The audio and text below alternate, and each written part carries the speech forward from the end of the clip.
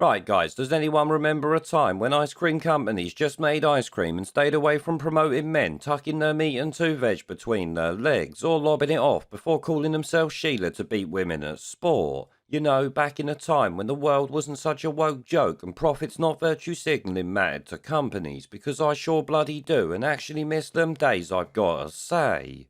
This I'm bringing up now because we've seen various companies running around with pride flag logos on Twitter, unless of course they're in a Muslim country, which I do find pretty funny. But it seems to top all that off, an American ice cream company, Ben& Jerry's, is back on the virtue signal relating to illegal immigrants in the UK. Yep, here you can see the verified Twitter account with a few posts actually moaning about the Rwanda plan that, as I've covered before, is completely worthless for all sorts of reasons, but the main one being the fact we have to take Rwandan migrants as part of the deal that pretty piss poor Patel made.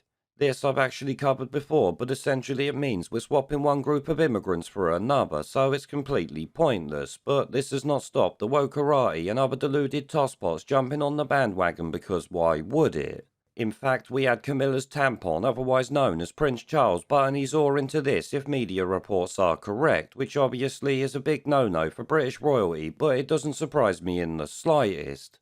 At this point, I fully expect Charles the Cretin to interfere with political decisions when he takes over from the Queen, and my bet would be it's relating to climate change and all that tripe. Now, obviously, both him and ice cream companies should wind their necks right in with this shit, because it's literally got fuck all to do with them, as you know.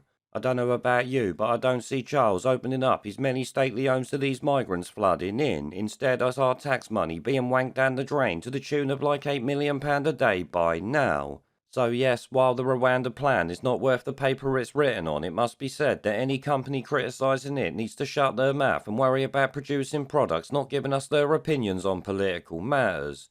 Of course, Ben& Jerry's love immigration because it helps keep Labour cheap, which they want, and so does every other worthless virtue signalling company going on about this. They should all be boycotted, as I've said before, because it's the only way to make them learn a valuable lesson and show them that the public supports controlling immigration, even if this government don't. The 1.3 million visas last year proves that beyond all doubt in my mind, and I'm sure it does to many of you. But you know what, I'm gonna leave it there, guys. So as always, a big thanks to my channel supporters and viewers.